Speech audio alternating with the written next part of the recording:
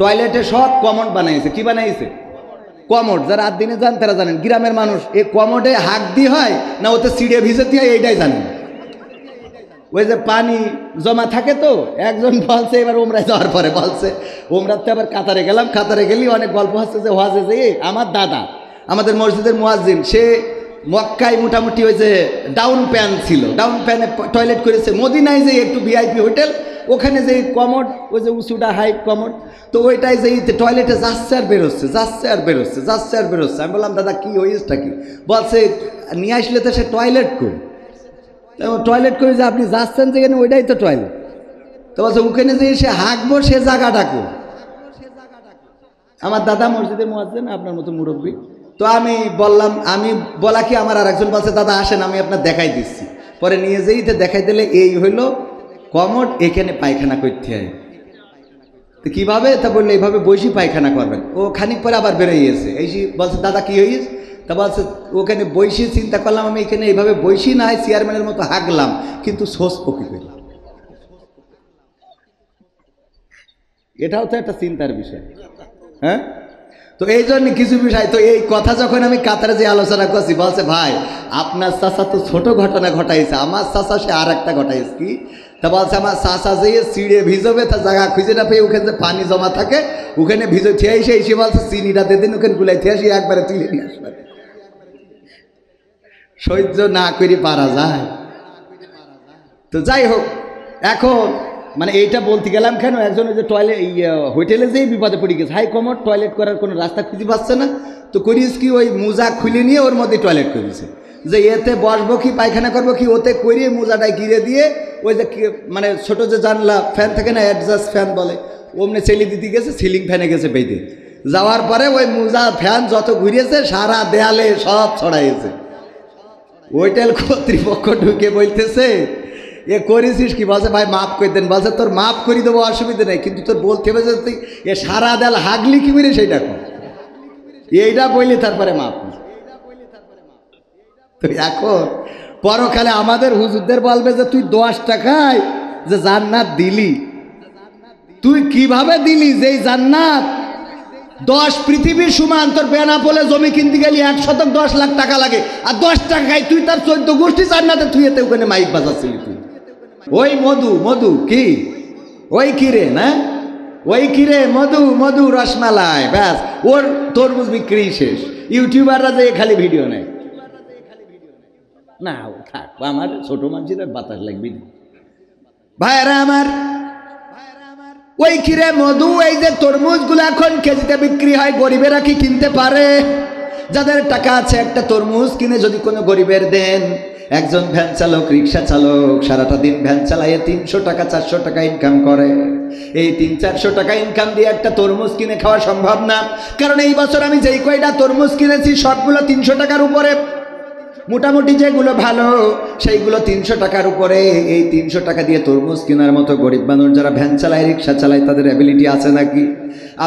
আপনার অ্যাবিলিটি আছে, টাকা আছে, যদি একটা তরমুজ কিনে দেন, এই তরমুজটা সন্ধ্যাবেলা যদি বাড়িতে নিয়ে যায়, ছোট ছোট বাচ্চা শিশুগুলো খুশি হয়ে যায়, অনেক দিন পরে বাড়িতে তরমুজ আসলো। ভাইরা আমার, একটা তরমুজ কিনে দিলেন, ওটা আপনার নাজাতের ওসিলা হয়ে যেতে পারে। পরকালের ময়দান, মুসিবতের দিন, যেদিন কেউ আপনার জন্য ছুটে আসবে না, মা আপনাকে দেখে পালাবে, সন্তান আপনাকে দেখে পালাবে, স্ত্রী আপনার পরিচয় দিবে না, ভাই বোন কেউ কাউকে পরিচয় দিবে না, ওই দিন মুসিবতের দিন এই ইফতারিটা আপনার নাজাতের ওসিলা হয়ে যেতে পারে। বলেন সুবহানাল্লাহ। কারণ আমার আল্লাহ বলেছেন ফামাইয়ামাল মিসকালা যাররাতিন খায়রান ইয়ারা ওয়া মাইয়ামাল মিসকালা যাররাতিন শাররান ইয়ারা। আল্লাহ বলছেন যারা পরিমাণ ভালো কাজ সেটাও তোমাকে দেখিয়ে দেব, আর যারা পরিমাণ খারাপ কাজ সেটাও তোমাকে দেখিয়ে দেব। একটা তরমুজ দিলেন, কোন দিন কোন পরিবারের, তারা ওই সন্ধ্যাবেলা তরমুজটা খেয়ে আপনার জন্য দোয়া করেছে, আল্লাহ আজকে আমার মতো গরিব পরিবারের যে তরমুজ খাওয়াইলো, এত দামের তরমুজ, তুমি বিয়ে পরকালে বিচারের দিনে, হাসরের দিনে তুমি তারে জাহান্নামী কইরো না, জান্নাতে দিয়ে দিও। হয়তো আপনার গোনা খাতা ভারী হয়ে যেতে পারে, ওই গরিবের দোয়াটার কারণে আপনার গোটা জীবনের জিন্দেগির গুনাহ ক্ষমা করে দিয়ে আল্লাহ জান্নাতের বাসিন্দা করে দিতে পারে। রোজার মাস, সাহরি নাই এমন অনেক পরিবার আছে, সারিতে খাওয়ার মতো কিছু নাই, তরকারি নাই, কতদিন চলে যায়, একটু গরুর গোশত খাওয়া হয় না, পোলট্রির গোশতেরও দাম বেশি। এবার তো অন্যবারের তুলনায় সবকিছুর দাম কম আছে, সহনীয় আছে। আকিস পরিবারের সন্তান শেখ বশির উদ্দিন সাহেব বাণিজ্য উপদেষ্টা হওয়ার কারণে এই জায়গাটাই অনেকটাই কন্ট্রোল করতে পেরেছেন। পেঁয়াজ, আলু, পটল, ঝাল, চিনি, ডাল যা কিছু আছে, শুধুমাত্র সয়াবিন তেলটার দামটা একটু বেশি, বাকিগুলো আলহামদুলিল্লাহ কন্ট্রোলে আছে। ওগো আমার ভাইয়েরা, তারপরেও অনেক গরিব আছে, গরুর গোশত 750 টাকা কেজি দরে কিনা সম্ভব। আপনি যদি কোনো একটা পরিবারকে 500 গরুর গোশত কিনে দিতে পারেন, একটু দাঁড়িয়ে কোনো একটা ভ্যান চালককে কিনে দেন, রিক্সাওয়ালাকে কিনে দেন। গ্রামে যে গরিব মানুষ আছে, এমন গরিব মানুষ বাছাই করে যারা কিনে খাইতে পারে না, 500 গোশ 1 কেজি গরুর গোশত যদি কিনে দিতে পারেন, দেখবেন ওই পরিবারের খুশিটা আপনি ফকিরকে ভিক্ষা দিয়ে এই খুশি জীবনে পাবেন না। ফকিরকে ভিক্ষা দিয়ে ওই খুশি জীবনে পাওয়া। আল্লাহর নবী, আমার মা বোনেরাও আছেন, আল্লাহর নবী বলেছেন, ওগো মহিলারা, ওগো নারীরা, তোমরা একটু কি করো, আবার গুতাগুতি শুরু করেন না, ওদের সময় ঝামেলা করেন না, দেরি করে আসবে আবার মাইক বানবে, তা হবে না, তা হবে না। যেই হুজুরির রাজনীতি হবে সেই হুজুর উঠার আগে আসতে হবে, ঠিক না ভাই? ঠিক। এই শীতে মানে আইসি যখন, তাহলে কবির ভাইয়ের ওটা নিয়ে রাখি যদি কাজে লাগে। ও আমার ভাইয়েরা, মা বোনদের ব্যাপারে বিশ্বনবী বলেছেন, ওগো নারীরা, তোমরা যখন রান্না করো, ওই রান্নায় একটু পানিটা বাড়িয়ে দাও, ঝোলটা বেশি করো। কি করো? পানিটা বাড়িয়ে দাও, ঝোলটা বেশি করো, একটু তরকারি বেশি হবে। এই তরকারি একটা বাটি প্রতিবেশীকে দাও, এটাই হলো প্রতিবেশীর হক, প্রতিবেশীর অধিকার। 1 বাটি তরকারি যদি একটু পানি বাড়িয়ে দিয়ে প্রতিবেশীকে দিতে পারেন, যেই প্রতিবেশী দিনের পর দিন চলে যায়, ভালো মন্দ খাইতে পারে না, যেই প্রতিবেশী একটু গোশত খাইতে পারে না, যেই প্রতিবেশী গরুর গোশত কেনার মতো পয়সা নাই, ওই প্রতিবেশীকে যদি একটা বাটি পোলট্রির গোশত বলেন, মুরগির গোশত বলেন, রান্না করেছেন, একটু পানি বাড়ায় 2 পিস দিয়ে 2টা আলু দিয়ে যদি কোনো একটা গরিবের বাড়িতে বাটিটা পাঠিয়ে দেন, ওই গরিব মানুষেরা যে খুশি হবে, ওই খুশিটা আপনার জান্নাতের জন্য ওয়াজিব হয়ে যেতে পারে। আর বুঝি না, রমজানের মাস ভালো কাজের সাথে সম্পৃক্ত রাখতে হবে।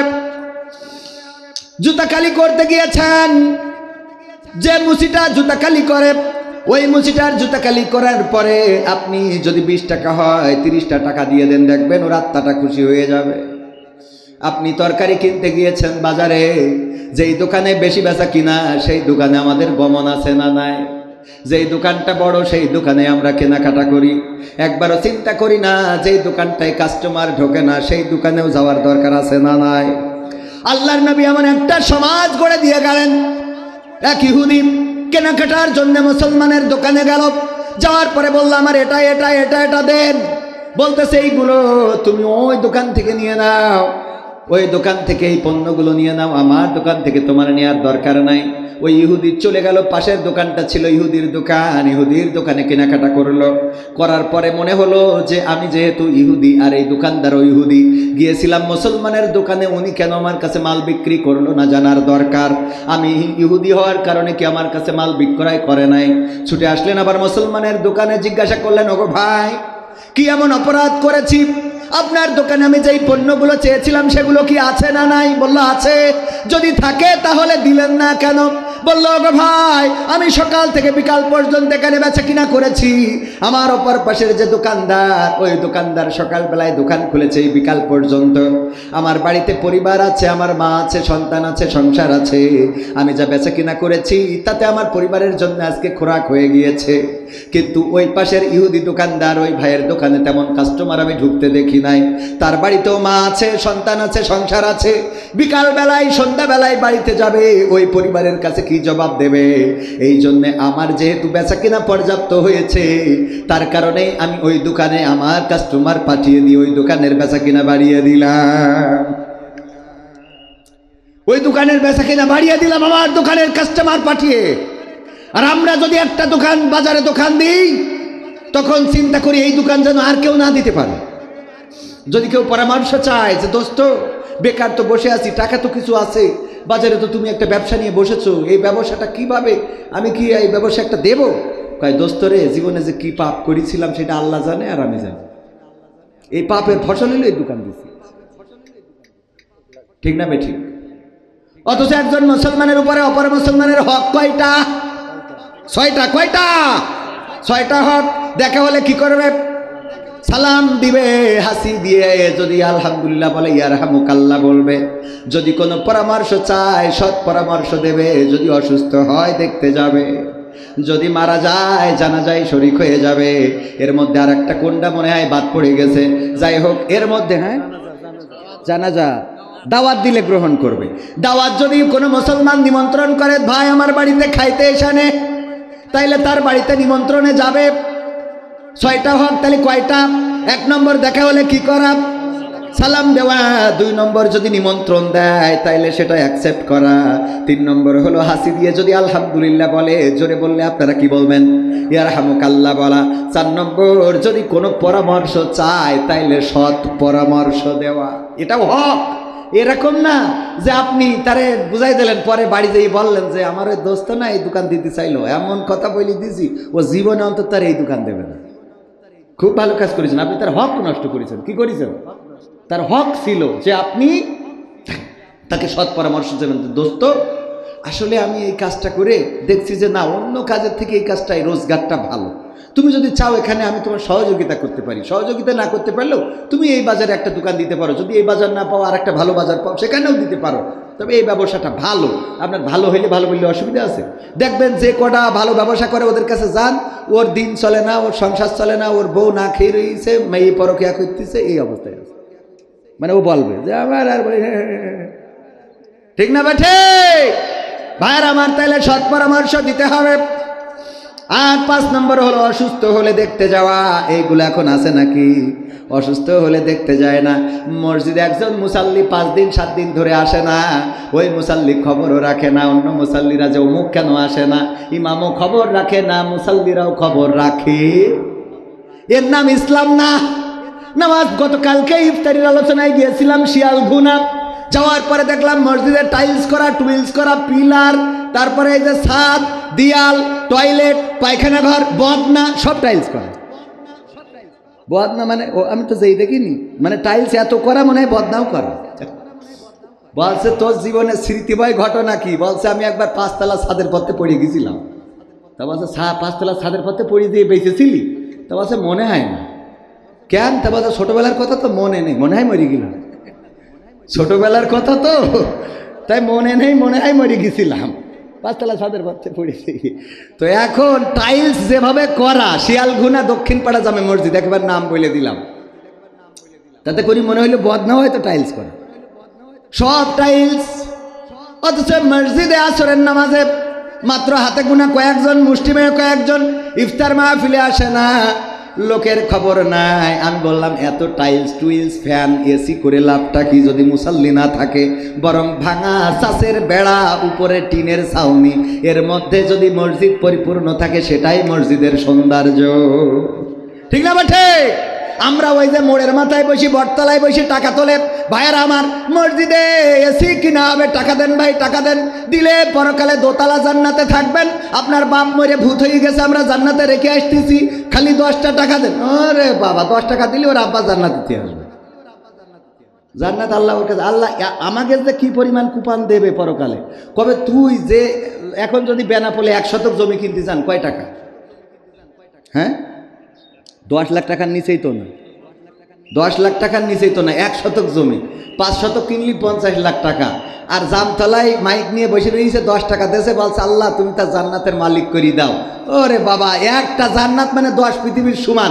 আল্লাহ কবে তুই 10 টাকায় ও জান্নাত দিতে করলি? কোন আন্দাজে? এইটা কথা কয় না। ঠিক না বে ঠিক?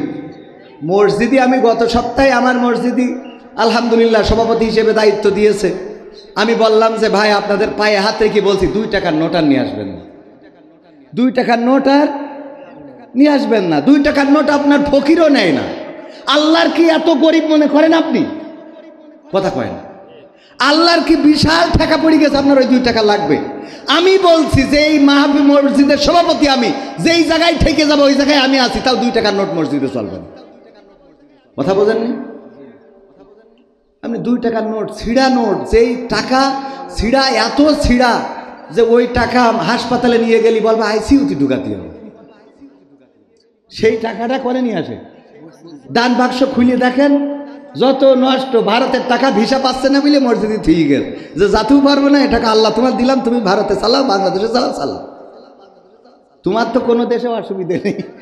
মানে ওরও বুদ্ধি আছে, আল্লাহ তোমার তো কোনো দেশে অসুবিধে নেই, তাই এখন যেহেতু ঢুকতে পারছি না তো দান বাক্সে দিলাম, তুমি ভারতে চালাই নিও, মোদির কাছে পাঠাই দিও। বুদ্ধি আছে না নাই? আহা, এই মানুষ, এই মানসিকতা আমাদের, এই মানসিকতাগুলো পরিবর্তনের দরকার আছে না নাই? আলোচনায় আসি।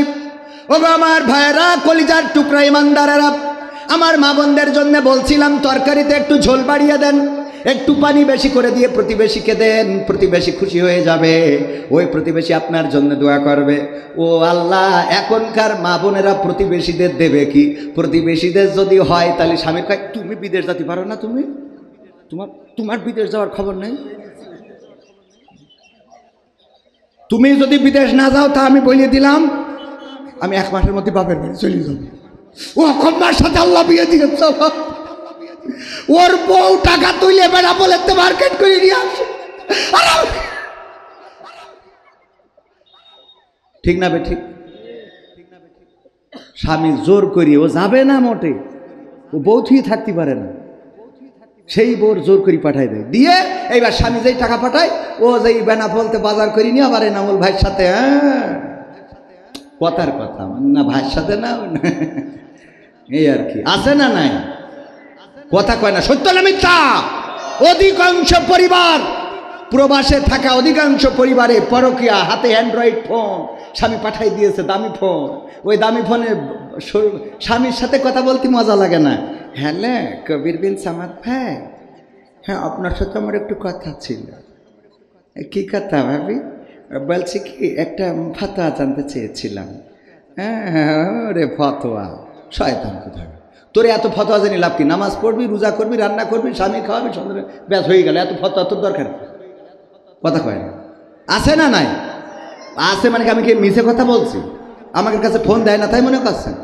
বুঝছে, আমার স্বামী মরি গেছে, আমি বলছি মরি গেছে আমি কী করবো, আমার বিয়ে করা হয়ে গেছে, 2 বাচ্চা হয়ে গেছে। বলছে না হুজুর ওর জন্য ফোন দিইনি, আমি একটা কারণে ফোন দিয়েছি। কি? তা আমার স্বামী বেঁচে থাকতে আমি প্রায়ই বলতাম তোমার মরণ করে না কেন আল্লাহ, মরো না কেন? এত লোকের কাছে আজরাইল আসে, তোমার কাছে আসে না কেন? কুত্তার এই বাড়ি এই জন্যই তো। এই স্বামী আমার কয়দিন আগে মারা গেছে। এখন আমি একেবারে সত্য বলছি, এই অবশ্যই সে মহিলা শোনে, বলতেছে আমি দুশ্চিন্তায় আছি, আমি কষ্ট পাচ্ছি এই জন্যে যে আমি আমার স্বামীকে বলতাম যে মরো না কেন আল্লাহ, তোমার মরণ, কারণ সে ছিল অসুস্থ, এই জন্য আমি প্রায় বিরক্ত হয়ে যেতাম, আর বলতাম মারা যাও না কেন, মরো না কেন, তুমি তোমারে আল্লাহ নেয় না কেন, তোমারে আল্লাহ উঠাই নেয় না কেন, তোমারে নিক না হয় আমারে নিক, যারে হয় আল্লাহ একজনটা নিয়ে নিক। তো আল্লাহ তারে তুলে নিয়েছে। এখন আমার মনে হয় কি আমার দুয়ার কারণেই কি মারা গেল, নাকি তার হায়াত শেষ হয়েছে তাই মারা গেল? আমি কি এটা বলার মতো এখনো সেই এলেম আমার আছে? এ তো আমার বলা মানে আমার অবস্থা হইলো ওই যে চাষের বেড়া খুঁজেতে দৌড় দিতে হবে যে কোন দিকে বের হবে, ঠিক না বে ঠিক? আমি বললাম আমার বোন, আপনার স্বামীকে আপনি অভিশাপ দিতেন, মারা যায় না কেন, মরে না কেন, আল্লাহ তুলে নেয় না কেন, আজরাইলকে পাঠায় না কেন? এটা বলার কারণে মারা গেল নাকি তার হায়াত ফুরিয়ে গেল এই কারণে মারা গেল, এইটা আমি বলতে পারবো না। কিন্তু আমি এতটুকু বলতে পারি, বিশ্ব নবী বলেছেন নারীরা অধিকাংশ জাহান্নামী, আর জাহান্নামে যাওয়ার বড় কারণ কয়টা? 2টা। কয়টা? 2টা। 1 নম্বর কারণ হলো নারীরা তাদের স্বামীদের নাশুকুরি করে, স্বামীদের প্রতি কৃতজ্ঞতা পোষণ করে না। আর 2 নম্বর কারণ হলো তারা বেশি বেশি কি করে? অভিশাপ দেয়। কি সাপ? জাত সাপ না, ধোড়া সাপ না, কালাস সাপ না, গোখরা সাপ না, তারা বেশি বেশি অভিশাপ দেয়। কি সাপ? কি সাপ? অভিশাপ দেয়। এই অভিশাপ দেওয়ার কারণে অধিকাংশ নারীরা জাহান্নামী। ওগো আমার বোন, আপনি আপনার স্বামীকে যে অভিশাপ দিয়েছেন, এই অভিশাপের কারণে আপনার স্বামী মারা গেল নাকি হায়াত শেষ হয়ে গেল এটা বলতে পারবো না, কিন্তু এটা বলতে পারি বিশ্বনবী জাহান্নামে যাওয়ার যে কারণ বর্ণনা করেছেন সেই কারণের মধ্যে আপনিও পড়ে গিয়েছেন। আপনিও কি পড়ে গিয়েছেন? আমার মা বোনেরা, স্বামীদের সাথে এমন আচরণ করা যাবে? আল্লাহর নবীর স্ত্রীরা কেমন আচরণ করতেন? আম্মা আয়েশা রাদিয়াল্লাহু তাআলা আনহা বিশ্ব নবীকে গোসল করাচ্ছেন, পানি ঢেলেছেন মাথার উপরে, পানি গড়িয়ে যায়, ওই পানির মধ্যে রক্তের মতো কি যেন বিশ্বনবী দেখলেন। বললেন, ও আয়েশা, পানির মধ্যে রক্তের মতো কি যেন দেখা যায়, পানিতে যেন রক্ত ভেসে যাচ্ছে দেখছি।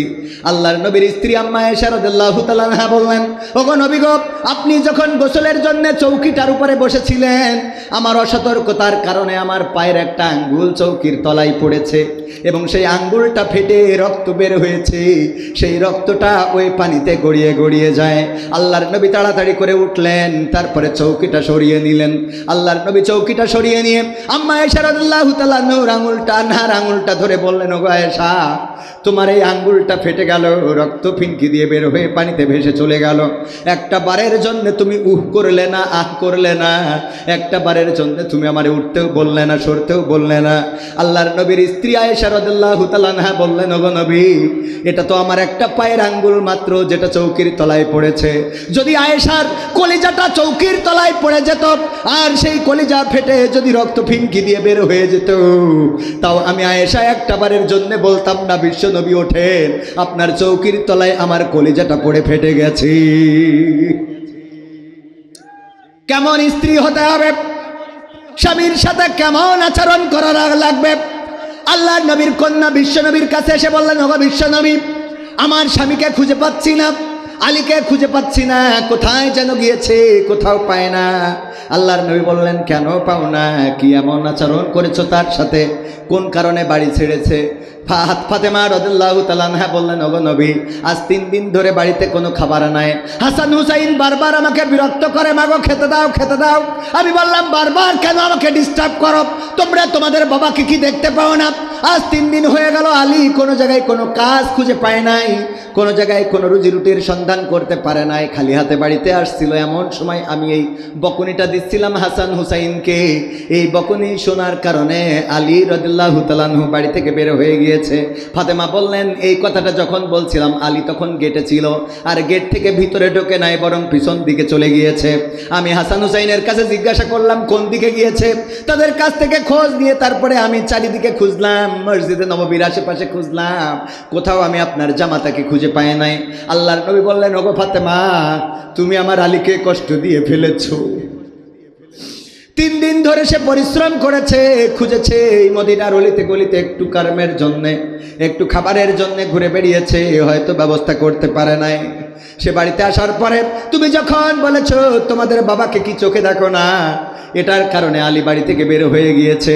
ওগো ফাতেমা, আমি তোমাকে বলে দিই, আমার আলী যদি এই মুহূর্তে মারা যায়, এই মুহূর্তে যদি মালাকুল মাউত তাহলে আলীর জানটা কবজ করে নিয়ে যায়, আলীকে যদি কোনো বনের বাঘ খেয়ে ফেলে, সাপে যদি কামড় দেয়, আর আলী যদি পৃথিবী ছেড়ে চলে যায়, ওগো ফাতেমা, তুমি যদি ক্ষমা চেয়ে না নিতে পারো পরকালের ময়দানে, হাসরের ময়দানে, আমি নবী মুহাম্মদ, তুমি আমার কন্যা ফাতেমা এই পরিচয়টা দেব না। আমার কন্যা এই পরিচয়টা দেব না। আর আমার মা বোনেরা স্বামীদের সাথে কেমন আচরণ করেন সেটা আপনারা ভালো করে জানেন, আমিও জানি। আমারটা তো বলা যাবে না, কারণ ইউটিউবে যাচ্ছে, আমার আবার বাড়ি আবার ধরবে, এটা নিয়ে আবার কি টর্চারিং করবে। যে পর্যন্ত বলিস ওই পর্যন্ত থাক, আমারটা বলবো না। বুঝি তো কি করে না করে, কি অবস্থায় আছি নাই। ঈদের বাজার করা লাগবে, টাকা থাক না থাক, ঈদের বাজার করে দিই, সবার জন্য সব পোশাকের ব্যবস্থা করে দিই, তারপরেও মন ভরে না। 2টা 3টা করে 3 পিস শাড়ি, সায়া, ব্লাউজ সব বানানোর পরেও একটু হাতা কাটা হলে ভালো হইতো। মানে যাই দেন তৃপ্তি ভরবে না, এরকম আছে না নাই? যত যাই করেন তৃপ্তি ভরে, এমন আছে না নাই? তৃপ্তি ভরে না। আমাদের এক হুজুর বলল, ভাই আমার স্ত্রী যাই কিনে দিই পছন্দ হয় না, ওর খালি পছন্দ হয় বাইরের তা। বলে, এনামুল হাসান বিন নূর মাদ্রাসা করেছে, এইটা সুন্দর, তোমারটা ভালো না। এনামুল হাসান বিন নূর বোর যে বুরখাটা কিনেছে ওইটা সুন্দর, তুমি যা কিনেছো ওটা পরা যায় না। উনার বোর 3 পিসটা ভালো, শাড়িটা ভালো, সব এইটা পরেরটা পছন্দ হয়। এই জন্য আমি বুদ্ধি করে একটা দামি শাড়ি কিনে নিয়ে গেলাম, নিয়ে যেয়ে আমি ডাইনিং টেবিলের পরে রাখলাম। রাত্রি রেখে বললাম, স্ত্রী খাবার দাও। শাড়িটা রাখার পরে স্ত্রী খালি আড়ছো কি তাকায়, শাড়িটা কার, শাড়িটা কার। ও তো না জানা পর্যন্ত মনের মধ্যে কি, মানে ও তো জানতেই হবে। সিসি ক্যামেরা আর কি, তার থেকে আমার মা বোনেদের ক্যামেরা ভালো। ওবু ঘটনাটা ঘটিকে শুনেছিস? কই না তো। আল্লাহ, এখনো শুনিসনি? ও আল্লাহ তুই কি তুই কনে ছিলি কেন কি আল্লাহ ওই আব্দুলির আব্বাস জুতো চুরি হিগে মসজিদ মানে এমন ভাবে উপস্থাপন করবে যে ও যেন মানে বাংলাদেশ ফিলিস্তিনি রূপ নিয়েছে ঠিক না ভাই ঠিক শুনে ও আমার ভাইয়েরা শাড়িটা রাখার পরে বারবার তাকায় এক ফাঁকে জিজ্ঞাসা করে বসলো শাড়িটা কার ওই হুজুর বলতেছে শাড়িটা এনামুল হাসান বিন নূর কিনেছে তার বোর জন্য বসে দেখো কত সুন্দর রং কালারটা কত সুন্দর শাড়ির পায়টা কত সুন্দর আর তুমি যেখানে থাকি তোমার সাথে আমার আব্বা বিয়ে দিয়ে আমার জীবনটা আছে না কিছু কলি নাকি কেন কিছু কলি নাকি কেন আমি বলি তোমার সংসার করছি অন্য লোক হলি ঝাঁটা দিয়ে বিদায় করে চলে যেত আমার মাঝে মাঝে মনে হয় এই কথার জন্যই তাড়াতাড়ি আরো দুটো বিয়ে করে তোর বাইরে থাকে কিনা দেখ সাহস পাচ্ছি না কারণ এখন তো বিপদ শুধু একদিকে না আগে তো গলা খাইত তারা কোন অন্য জায়গায় কেটে বাড়ি নিয়ে যায়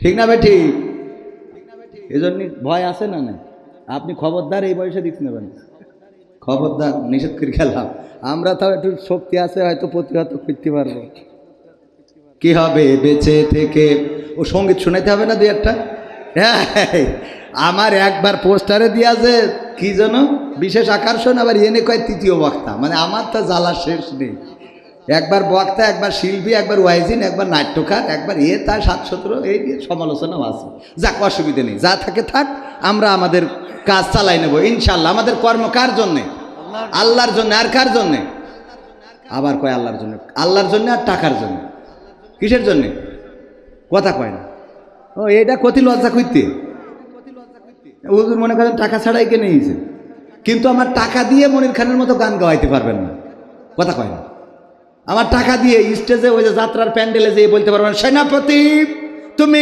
কোথায় ওইটা বলা হবে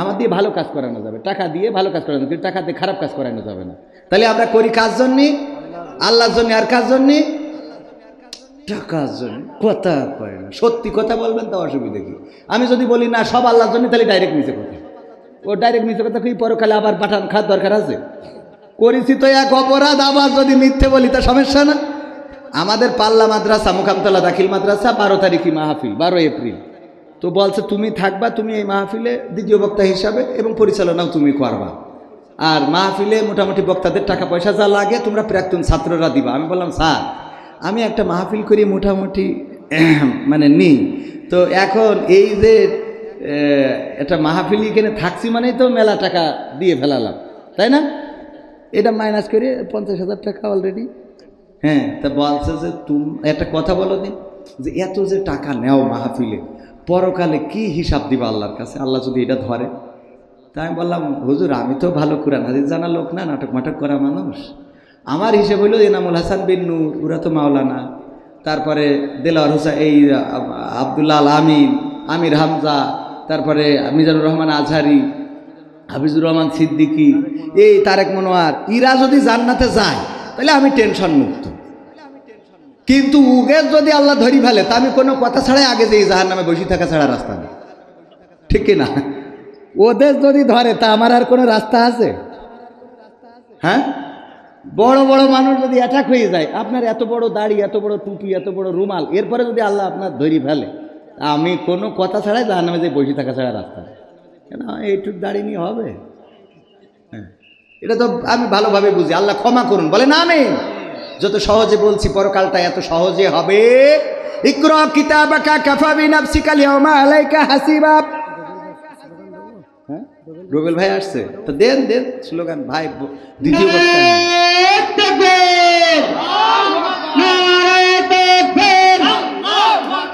দ্বিতীয় বক্তার আগমন দ্বিতীয় বক্তার আগমন গুগলের পক্ষ থেকে গুগলের পক্ষ থেকে হাফিজ মাদ্রাসার পক্ষ থেকে মাহফিল কমিটির পক্ষ থেকে মনোহর ভাইয়ের আগমন রবিল ভাইয়ের আগমন রবিল ভাইয়ের আগমন মনোহর ভাইয়ের আগমন মাহফিল কমিটির পক্ষ থেকে নারায়ে তাকবীর বলেন আলহামদুলিল্লাহ। ভালো আছে বলেন আলহামদুলিল্লাহ। শুক্রিয়া কার? 1500 টাকা পাওয়া গেছে। 1500 টাকা পাওয়া গেছে, মাদ্রাসায় দিয়ে দেন, আবার কি লাগবে না বলেই তো পড়ি গে, ঠিক না? টাকা 1500 পাওয়া গেছে এই কথা বললি আর এখন কারো দেওয়া হবে? বলার দরকার ছিল যে টাকা হারানো কারো যদি যেয়ে থাকে আমাদের কাছে ডকুমেন্ট দেবেন যে কয় টাকা দিয়ে দেবো, বলছে 1500 টাকা তো ওআরএস মেলা পাওয়া যাবে না।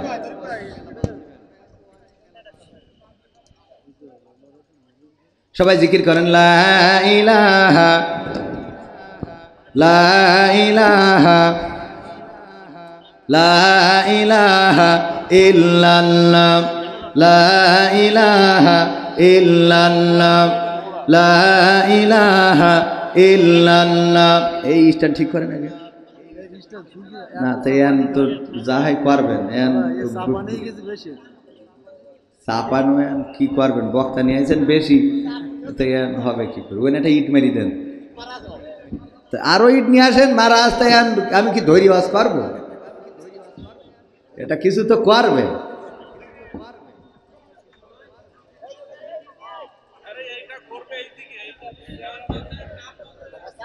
হ্যাঁ সামনে দেন, সামনে আগায় দেন। হ্যাঁ আদায় তো একবার দ্বিতীয় বক্তা করবে একটু না, দুইবার চাইলে তো মানুষ সামনে না দিলি আমার তো আমার আগে যেতে হবে। হ্যাঁ মাইক্রোফোন দেন, আরো সামনে নিয়ে আসেন। তা আমার একটু সামনে না দিলে আমি কথা বলে জুট পাবেন না তো। আচ্ছা তা আমি আগায় নিচ্ছি এই টেবিলে।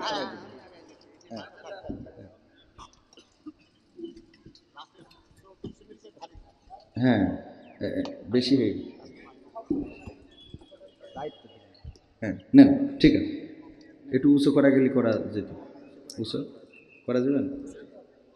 দেখেন না তাড়াতাড়ি করেন, মানুষের কষ্ট হয়ে যাচ্ছে। আমি ধরছি, আপনি টানেন।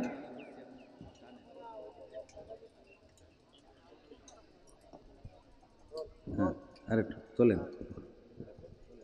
আরেকটু আরো আরো হ্যাঁ দেন বান্ধেন। হ্যাঁ হ্যাঁ রবিল ভাই, কারণ এখনো লোক আসে, মানুষ আসবে টাকা নিয়ে সব বসে দিয়ে রোজার মাসে 1 টাকা দিলে 70 টাকা দিয়ে দিবেন রবিল ভাইয়ের কাছে ইনশাআল্লাহ। কার কাছে? জহরের নামাজ পড়ি আপনারা দান করবেন ইনশাআল্লাহ। এই মাসে দান করা মানে সওয়াব বেশি, এটা তো নিশ্চিত। পরকালে কি হবে না হবে সেটা আল্লাহ বুঝ করবে না, কিন্তু এই মাসে দান করলে 70 গুণ, শুধু না 70 থেকে 700 গুণ পর্যন্ত। কত? সুবহানাল্লাহ বলবেন না? ওগো আমার ভাইয়েরাম, আলোচনায় ফিরে আসি। যেই কথা বলছিলাম, প্রতিবেশীকে যদি একটু ঝোল বাড়িয়ে দিয়ে কিছু তরকারি দেন প্রতিবেশী খুশি হয়ে যাবে, কিন্তু এখনকার সময় সেটা তো নয়। এখনকার যেটা সেটা হলো প্রতিবেশীর যদি উন্নতি হয় পাশের বাড়ির মহিলার মাথায় কাজ করে, যদি ভাইয়ের উন্নতি হয় আপর ভাই বউয়ের কাজ করে। তোমার ছোট ভাই এত কিছু করে তুমি করো না কেন, পারো না কেন? কত রকম নির্যাতন, নিষ্পেষণ, টর্চার। ওই যে শাড়ির উদাহরণ দিচ্ছিলাম মনে আছে না নাই? হুজুর বলল যে এই শাড়িটা কিনেছে নামুল হাসান বিন নূর তার স্ত্রীর জন্য, দেখো কত সুন্দর রং, কত সুন্দর কালার, কত সুন্দর এই শাড়ির পাল্টা, কত সুন্দর ডিজাইন। এই শাড়ি তোমার নজরে কোনোদিন পড়ে নাই, কারণ তোমার পছন্দ ভালো না। বলল দেখো তোমার যদি এই শাড়িটা পছন্দ হয় তাইলে তুমি এটা নাও। এনামুল হাসান বিন নূর আমার আত্মীয় মানুষ, বন্ধু মানুষ, আমি তারে বুঝাই দিবা না এই শাড়িটা তুমি নাও। বউ ওই শাড়িটা নিয়ে খুবই খুশি, ওরে আল্লাহ খুব ভালো একটা শাড়ি পাইছি, খুব খুশি। রাত্রে শোয়ার সময় ওই হুজুর জিজ্ঞাসা করতেছে, ওগো আমার স্ত্রী শাড়িটা তোমার পছন্দ হয়েছে কিনা? বলল অনেকদিন পর একটা মনের মতো জিনিস পাইছি, এটা তো তুমি পছন্দ করো নাই, কারণ তোমার নজর ভালো না, তোমার তো 2টা চোখ দেয় না, আল্লাহ দিয়েছে মার্বেল। যে এটা দিয়ে ভালো কিছু তোমার চোখে পড়ে না। আমাদের এনামুল হাসান বিন নূর কিনার কারণে এই শাড়িটা এত সুন্দর পাড়, এত সুন্দর সুতা, এত সুন্দর রং, এত সুন্দর ডিজাইন, আমার খুব পছন্দ হয়েছে। স্বামী বলতেছে, আমার স্ত্রী গো, তোমারে আমি কত ভালোবাসি। সেইটা প্রমাণ করার জন্যে আজকে আমি একটু এই সলসাতুরির আশ্রয় নিয়েছি। ও আমার স্ত্রী, আজকে যদি মারা যায় তাইলে আর মনের কথাটা বলা হবে না। তোমারে মনের কথাটা বলে ঘুমাতে চায়, সেটা হলো আমি আমার টাকা দিয়ে নিজে পছন্দ করে তোমার জন্য নিজ হাতে এই শাড়িটা কিনে এনেছি। স্ত্রী বলতেছে, সত্যি সত্যি তুমি কিনেছো? বলছে, আমি কিনেছি তোমার জন্য, খুব পছন্দ করি। বলছে, তাহলে এর রং থাকবে না, তাহলে ওর কি খুশি করা সম্ভব? বলেন। স্বামীর প্রতি নাশুকরি করে জাহান্নামে যাওয়ার কারণ, স্বামীর প্রতি নাশুকরি করে, স্বামীর প্রতি কৃতজ্ঞ না, স্বামী যেটা খাওয়ায় তাতে সন্তুষ্ট না, স্বামী যেটা পড়ায় তাতে সন্তুষ্ট না, স্বামী যেটা দেয় তাতে সন্তুষ্ট না, স্বামী যেটা তার জন্য করে তাতে সন্তুষ্ট না, এমন যদি কোনো নারী থেকে থাকে, ওই পরকালের ময়দানে জাহান্নামে যাওয়ার কারণের মধ্যে অন্যতম বড় কারণ 1 নম্বর। আর 2 নম্বর কারণ হলো বেশি বেশি অভিশাপ যারা দেয়।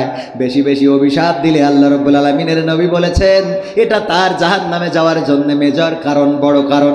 সুতরাং মা বোনেরা আমার, স্বামীর প্রতি কৃতজ্ঞ থাকতে হবে। আর ওই যে কি করা যাবে না, অভিশাপ দেওয়া মনে থাকবে।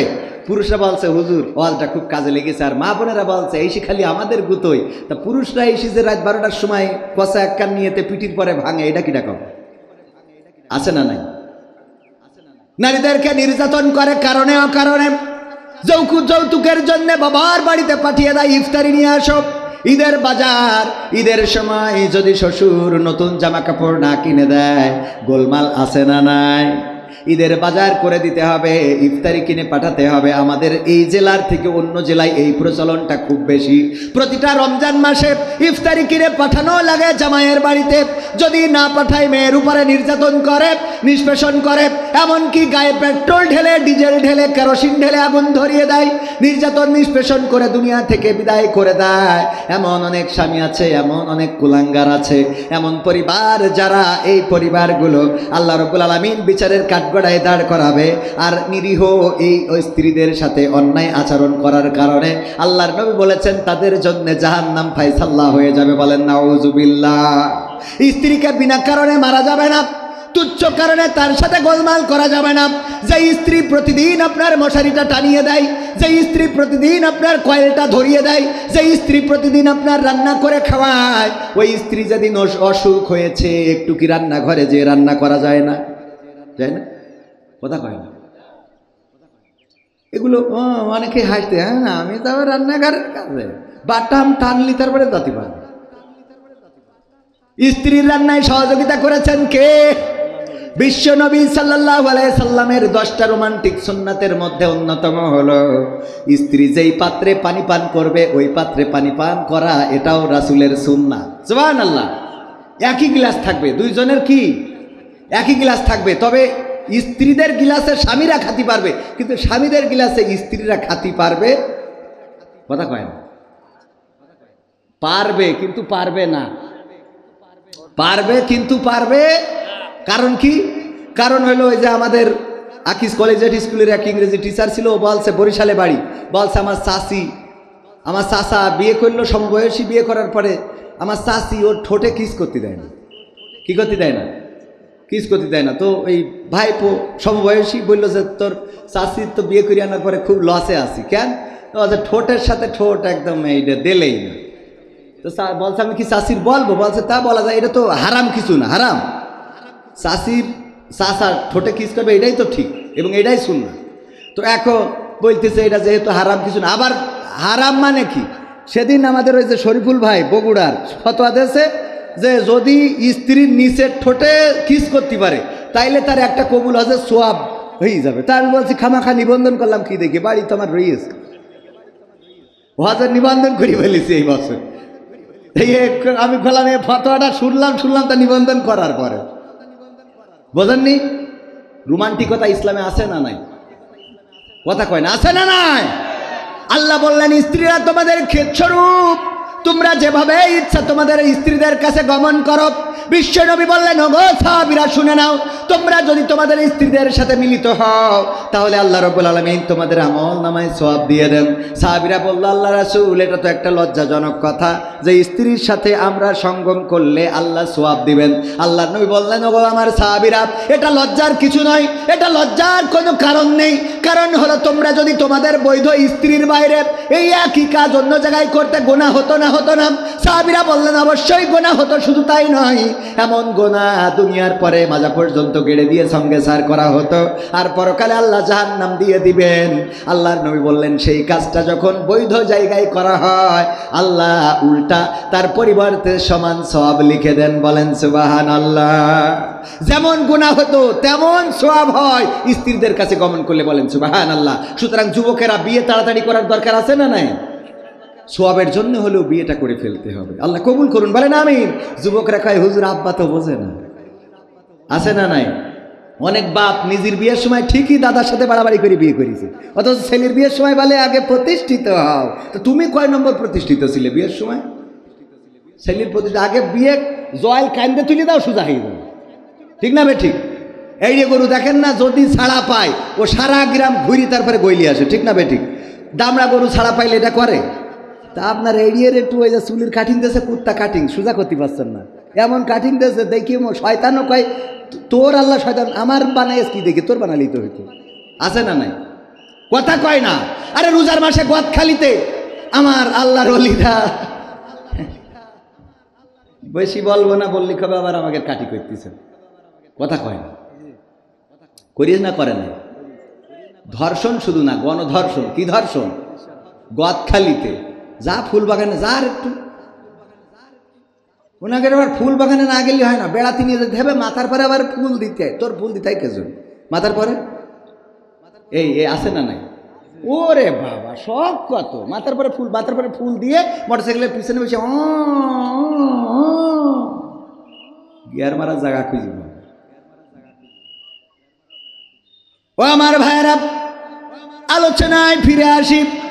এই কাজগুলো আমার মা বোনেরা পর্দার মধ্যে থাকতে হবে, স্বামীদের সাথে ভালো আচরণ করতে হবে। পুরুষদের কথা বলছিলাম, ওই যে আমার স্যার বললেন যে তার চাচি কিস করতে দেয় না, এই জন্যে চাচিরে বললো চাচি। আমার চাচা অভিযোগ করলো তুমি নাকি তাকে ঠোঁটে কিস করতে দাও না। কই দেব কি? তোমার চাচা বিড়ি পান করে, ধূমপান করে, বিড়ি খেয়ে মুখের যে অবস্থা করে রেখেছে, ওর পাশায় কিস করা যাবে, তা ঠোঁটে না।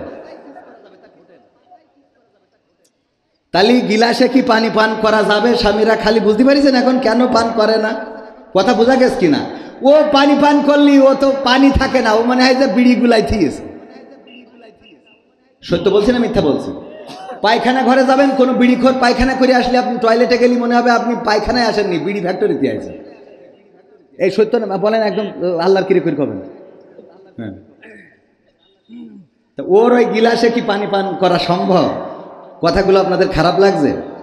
আমার মা বোনেরা বলছে এই হুজুরির আগামী বছর দাওয়াত দে, না আনলি আমরা টাকা দেব না। কারণ যে অতিষ্ঠ করতেছে জীবন শেষ। নামাজের সময় যখন ইমাম বলে ওয়ালা দলিন, এই যে হামিন কই ছাড়লো, দুই কান্দের ফেরেশতা খাতা থিপ চলে যায় যে পরে এসে লিখ পায়। এখন তুই আগে আমিন বলিয়ে দে, আমি পরে আসবো, কারণ তোর মুখিতে যা বেরোইলো আপাতত থেকে থাকতে পারছি না। ঠিক না বে ঠিক? পাশে দাঁড়াইলে বোঝা যায়, দেখবেন বিড়িখোরের পাশে দাঁড়াইলে নামাজে ও যখন আমিন বলে, আমিনের গন্ধে ওখানে দাঁড়ানো কষ্ট হয়ে যায়। যারা নিয়মিত নামাজি তারা এটা বুঝতে পারবেন, আর নিয়মিত বিড়িখোর যারা তারা তো জীবনে নামাজ পড়লে বুঝবেন না। ঠিক না বে ঠিক? তাইলে নবীর রোমান্টিক সুন্নাতের মধ্যে যেটা, স্ত্রী যেই গ্লাসে পানি পান করবে স্বামী সেই গ্লাসে পানি পান করবে, স্বামী যেই গ্লাসে পানি পান করবে স্ত্রীও সেই গ্লাসে পানি পান করবে। রোমান্টিক সুন্নতের মধ্যে রয়েছে একটাই বালিশ থাকবে, স্বামী স্ত্রীর ঘরে দুইটা বালিশ হবে না, এক বালিশে দুইজন মাথা দিয়ে ঘুমাবে। বলেন সুবহানাল্লাহ। শুধু তাই নয়, স্ত্রীদের সাথে দৌড় প্রতিযোগিতা করা, খেলা করা, আনন্দ করা। র্যাকেট খেলা যদি পর্দা থাকে, আবার র্যাকেট খেলার জন্য স্কুল মাঠে যাওয়া যাবে। আপনি চাইলে আপনার স্ত্রীর সাথে র্যাকেট খেলতে পারবেন, আপনি চাইলে আপনার স্ত্রীরে বলবেন যে বল করতে, আপনি ব্যাট করবেন। এইগুলো যদি করেন ভালোবাসা বাড়বে, সংসারে আনন্দ বাড়বে, স্ত্রী স্বামীর মধ্যে মহব্বত বাড়বে, এই সংসারে পরকীয়া থাকবে না, এই সংসারে অন্য স্ত্রীর সাথে স্বামী কথা বলবে না, আর স্ত্রীরাও অন্য স্বামীর সাথে কথা বলবে না। বলেন ঠিক কিনা? কিন্তু আমরা তো স্ত্রীকে সময় দিই না, আবার স্ত্রীরাও স্বামীকে সময় দেয় না। ওই যে বলছিলাম যে অনেক স্ত্রী আছে যারা স্বামীর কথা ভালো লাগে না, কিন্তু কবির বিন সামাদের কাছে ফোন ধরে ঘন্টার পর ঘন্টা বলতে খুব ভাল লাগে। এরম আছে না নাই? স্বামী যদি ফোন দেয় বিদেশ থেকে, এই এত ফোন দাও কেন, এই এত ফোন দিতে এই কেন জন্য তোমার, হ্যাঁ টাকা পাঠাবা, পিন নাম্বার বলে দিবা, টাকা তুলে আনবো, এত ফোন দাও কেন, রেখে দাও দিয়ে এবার, হ্যাঁ বল্টু ভাই কেমন আছেন আপনি, অনেকদিন পরে দেখেন তো আমার ঠোঁটটা কেমন লাগছে। ও বাবা, ও বল্টুর কাছে যাইতে ঠোঁট দেখায়, কথা কয় না। আছে না নাই? পুরুষও আছে, বোর সাথে খ্যাকম্যাক সারাদিন, এই এটা করি, এই এটা করি, এই এটি করি, আছে না? কিছু করলি ভাতে একটু লবণ কম বেশি হয়েছে না, ভাতে তো হয় না, তরকারিতে লবণ একটু কম বেশি হইল, লবণ কম হইল কেন, বেশি হইল কেন? আরে বাবা এই নিয়ে যে টর্চারিং করেন না করি, লবণ যেহেতু বেশি হয়েছে, ভালো বেশি বলা যায় না। তুমি আজকে বেগুন রান্ধি চাও, তো মনে হচ্ছে হরিণীর গোশ রান্ধি চাও, লবণটা একটু কম হইলে আর একটু ভালো হইতো, ও খুশি হয়ে যাবে না? ও পরের দিন আনন্দে আরো লবণ বাড়াই দেবে, মানে খুশির চোটে, মানে উল্টো করি ফেলবে। তো যাই হোক, এইগুলো বলবেন, স্ত্রীকে সুন্দর সুন্দর কথা বলবেন। তার আবার ওই যখন ভাবির সাথে কথা বলে, হ্যাঁ ভাবি কেমন আছেন, আরে বাবা, আল্লাহ হেদায়েত করুন, বলেন আমিন।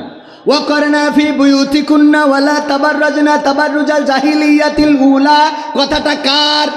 আল্লাহ রাব্বুল আলামিন বললেন, ও নারীরা তোমরা পর্দার মধ্যে থাকো, জাহিলি যুগের মেয়েদের মতো সাজুগুজু করে নিজেদেরকে প্রদর্শন করে বেড়ায়ও না। আর এখনকার মা বোনেরা সাজুগুজু করা তো যেমন তেমন। ওরে আল্লাহ, ঈদের মার্কেটগুলোতে এখন পুরুষ পাওয়া যায় না, আজান দিয়ে নারী আছে না নাই? নারীদের জন্য আমাদের ঢুকার কোনো কায়দা নাই, আবার তর্ক বিতর্ক শুরু করে দেয়। আমি এক দোকানে গেলাম কাপড় দেখার জন্যে, আমার পরে এসেছে এক মহিলা, আসার পরে আমাদের ছুটিপুরের বাজারে আসার পরে আমাকে কাপড় দেখাচ্ছে, উনি খালি কয় আমারে দেখান, আমারে দেখান। আল্লাহ এমনিটা কিরাম, আমারে দেখান, আমারে দেখাচ্ছেন না কেন? মানে আমি দেখতেছি আমার দেখাচ্ছে, ও খালি বলতেছে। আমি বললাম আচ্ছা আপনার সমস্যাটা কি বলেন তো? আমার দেখাবে না? উনি দেখাবে আপনার, আমি কাস্টমার আগে এসেছি, আগে আমার দেবে, তারপরে আপনার দেখাবে, তারপরে আপনার দেখাবে, আমিও কাস্টমার, আমার দেখাবে, আপনারও দেখাবে, একসাথে দেখাবে। ওরে বাবা, ওরে আমি তো হুজুর মানুষ, মানে হুজুর মানুষ না হলে মানে মেরি বসতাম, কারণ হুজুর মানুষ মারলি তো আবার পরের বউ মেরিছে, কিন্তু মারিছি যে কেন সেটাও তো শুনতে হবে, কথা কয় না। আমার সাথে শুরু করে দিয়েছে, মনে হচ্ছে আমি ওর বাড়ির বাড়িওয়ালা। এই অবস্থা নারীদের, এদের পরকালে কি হবে? আল্লাহ বলল পর্দার মধ্যে থাকো, জাহিলি যুগের মেয়েদের মতো সাজুগুজু করে নিজেদেরকে প্রদর্শন করে বেড়ায়ও না। আর এখনকার মা বোনেরা সাজুগুজু তো করেই, বুরু কাটিং, তারপরে এই যে আইলা শাইলা বাইলা টিপ নুক্তা যা কিছু আছে সব দিয়ে তারপরে বুরকা পরে। বাড়িতে যখন যায় তখন মনে হয় জান্নাতুল ফেরদাউস বেরোইল, ঠিক না ভাই? ঠিক। আর গদখালি যাওয়ার পরে ওর মধ্যে যে ঢোকে সেই জাহান্নামের টিকিট নিয়ে বাড়ি চলে যায়, কথা কয় না? আছে না নাই? আপনি মনে করছেন হুজুর খালি এইসব কথা বলতেছে, এগুলো তো আমাদের মানে কি অনেক চাচা আছে, মুরব্বী আছে। যদি বলি আপনার নাতিটা দেখলাম এই যে অবস্থা, গদখালি দেখলাম আর একজনের মোটরসাইকেলের পিছনে হাত ধরি বলি, ও গো বাপু এখনকার সময় ও আগে ছিল না, এখন হইয়াছে, এখন হইয়াছে, আছে না নাই? ও যে তোর ডাইকিন জাহান্নামে নিয়ে যাচ্ছে, পরকালে বলবে যে আমার দাদা ওরে ধরো, কথা কয় না, ঠিক না ভাই? ঠিক। এই জন্য পর্দা করাতে হবে, সাজুগুজু করা বন্ধ করাতে হবে। আর এই সাজুগুজুগুলো যখন করে, নাইট ক্রিম মেখে কালো মানুষটাও পরিষ্কার হয়ে গেছে। আমার গ্রামেও দেখি যেই লোকটা ছিল কালো, যেই মেয়েটা কালো, হঠাৎ 4 মাস 5 মাস 1 বছর পরে দেখা যায় যে সে ফকফকে পরিষ্কার। এই পরিষ্কার ছেলেরা প্রতারিত হয়, মেকআপ দেখে প্রতারিত হয়। এইগুলো দেখে বলে আমি ওরে ছাড়া বাঁচব না। আর বিয়ের পরে বিপদে পড়ে যাই, এক গোসলের পরে এইবার গান গায়, আমি পারি না আর পারি না, আমি কেন মরি না, আজরাইল কি চিনে না আমারে গো, আমি পারি না আর পারি না। হয়তো 2 দিন পরে মরব, আগে মরলে কি ক্ষতি।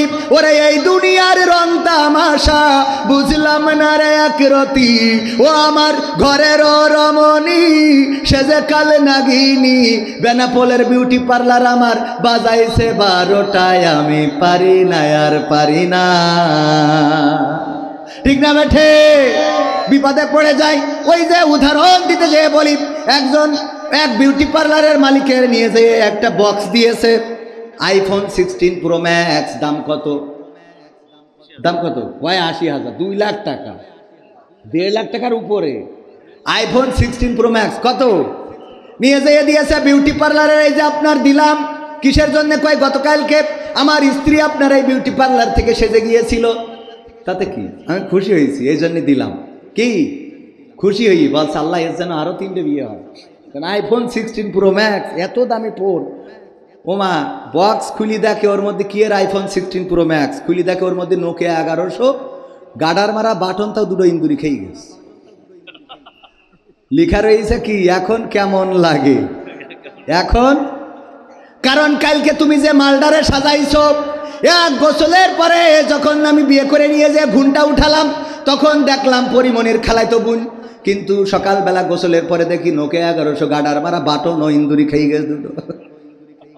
আছে না নাই?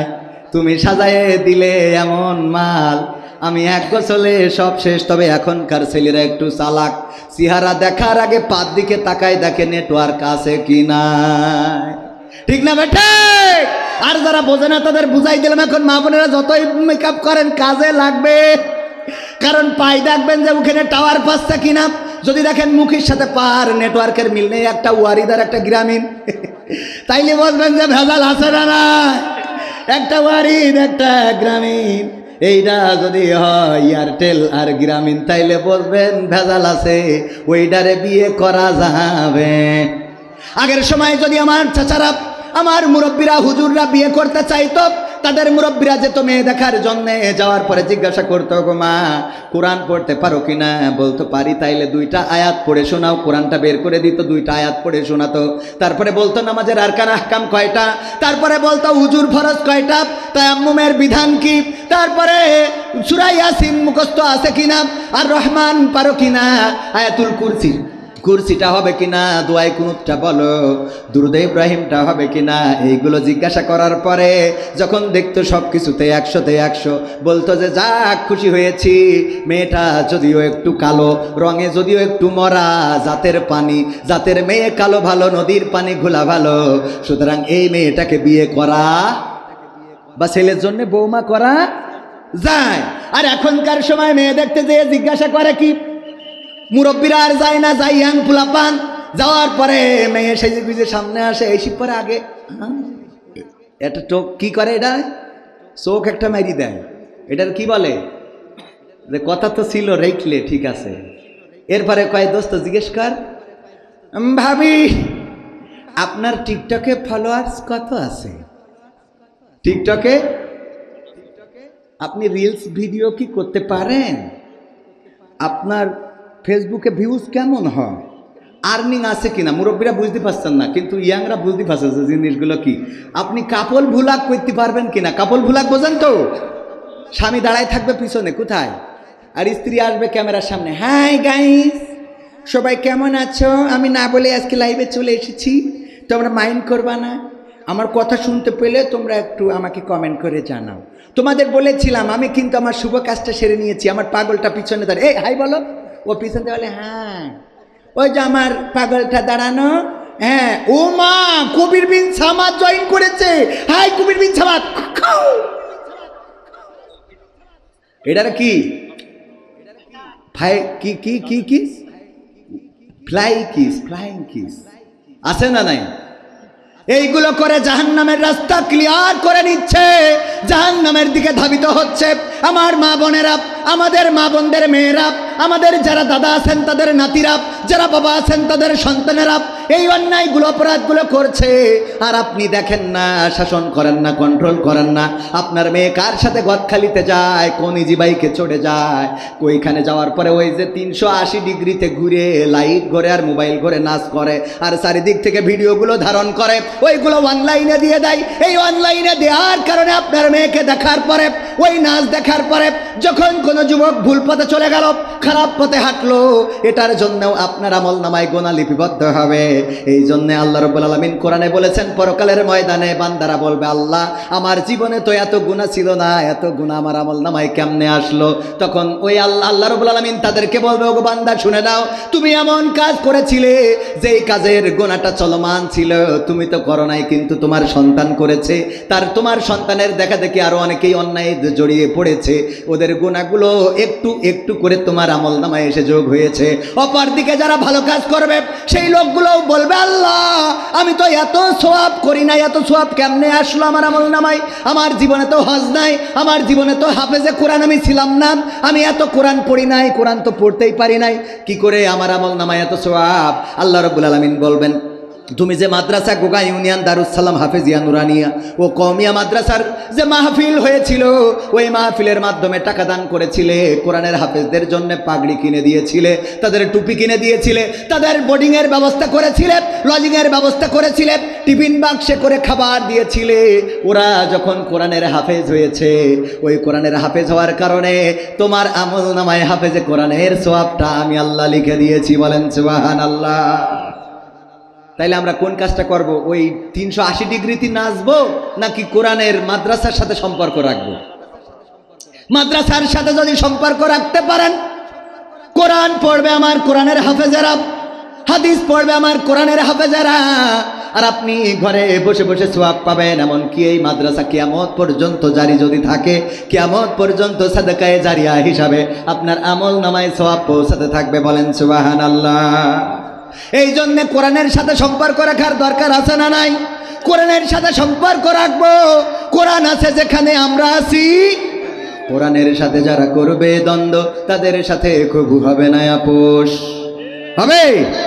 যদি বলে কোরআনের রাজনীতি নেই, যারা বলবে ওরা যদি আমাদের দলের লোক হয় মানা যাবে। যদি জামাতরা বলে কোরআনের রাজনীতি নেই, মানব না, মানব না। বিএনপি বললেও মানব না, আওয়ামী লীগ বললেও মানব না। কোরআনের সাথে রাজনীতির সম্পর্ক আছে না নাই? কোরআনের সাথে যারা করবে দ্বন্দ্ব, তাদের সাথে কবু হবে না আপোষ। কোরআনের সাথে যারা করবে দ্বন্দ্ব, তাদের সাথে কবু হবে না আপোষ। জেল জুলুম হলেও হবে, জেল জুলুম হলেও হবে, বিবেকের কাছে তবু রব নির্দোষ। আমার রবের কাছে রব নির্দোষ, মহান প্রভুর কাছে রব নির্দোষ। কোরআনের সাথে যারা করবে দ্বন্দ্ব, তাদের সাথে কবু হবে না। কোরআনের কথা যারা বলে যায় আজ, তাদের দমাতে কত ফন্দি। কাউকে ধরে নিয়ে দিয়েছে ফাঁসি, কাউকে রেখেছিল বন্দি। ঠিক না বেঠে? কোরআনের কথা যারা বলে যায় আজ, তাদের দমাতে কত ফন্দি। কাউকে ধরে নিয়ে দিয়েছে ফাঁসি, কাউকে রেখেছিল বন্দি। হক কথা বললেই জ্বলে যায় গাব, কোরআনের কথা সইতে পারে না। হক কথা বললেই জ্বলে যায় গাব, কোরআনের কথা সইতে পারে না। জানি না তাদের আমাদের পরে কেন এত আক্রোশ। ঠিক না বেঠে?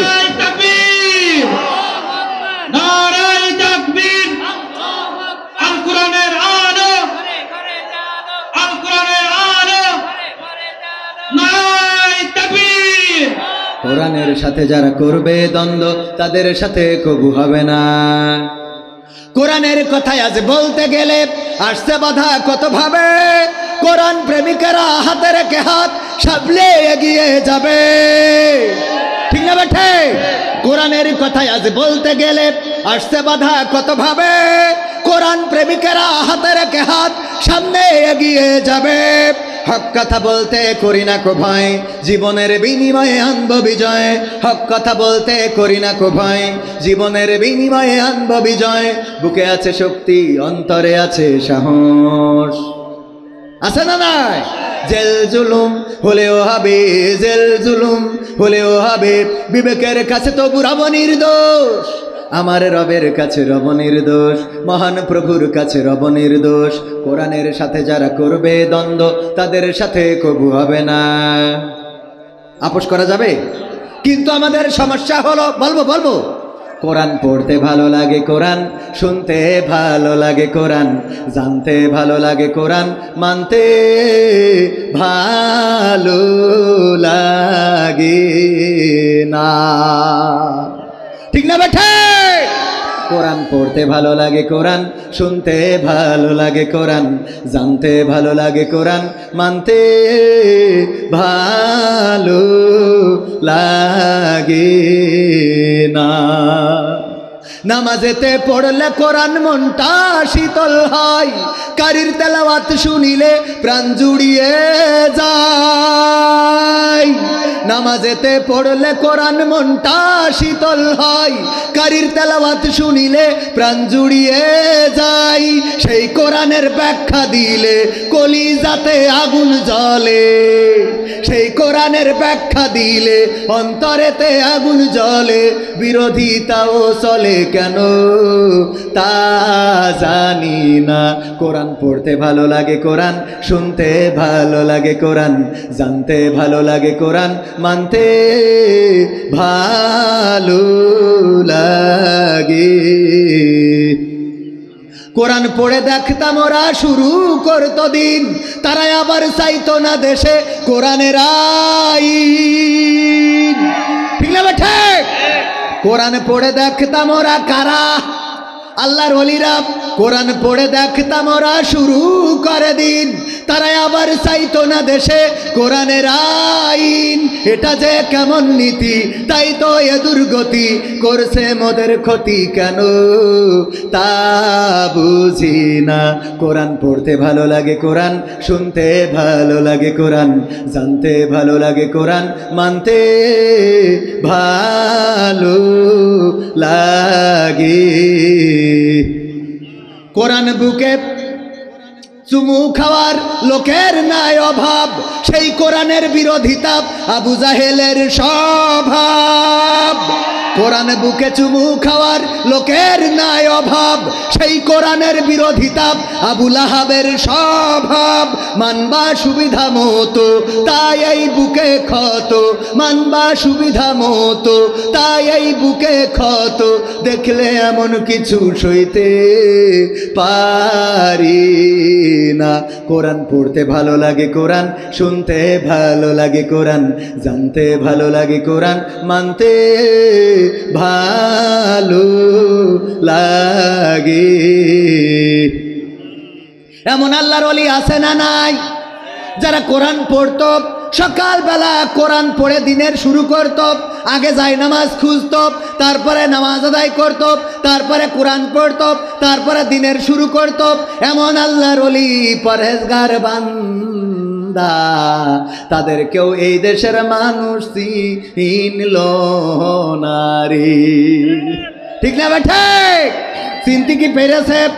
যদি চিনতে পারতো তাহলে কি দাদার দেশে যাওয়া লাগতো?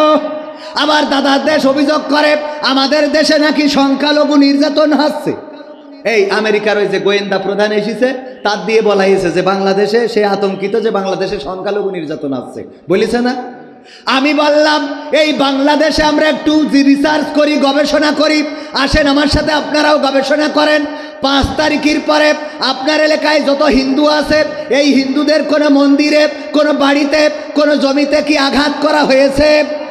কোনো হিন্দুর কি দেশ ছাড়া লেগেছে? না, লাগে নাই। প্রথমে দেশ ছাড়তি হয়েছে 1 নম্বর আল্লাহর ওলি যিনি এই বাংলাদেশে, যিনি ওলিয়া উলিয়ার পর্যায়ে পৌঁছে গেছিলেন, জনাব যার পরিবার এসেছিল ইসলাম প্রচারের জন্য। বঙ্গবন্ধুর সুযোগ্য কন্যা 560টি মসজিদ বানাইছে আল্লাহর ওলি শেখ হাসিনা হাফিজাহুল্লাহ। ঠিক না বেঠে? এর মতো আল্লাহর ওলি একজন আছে।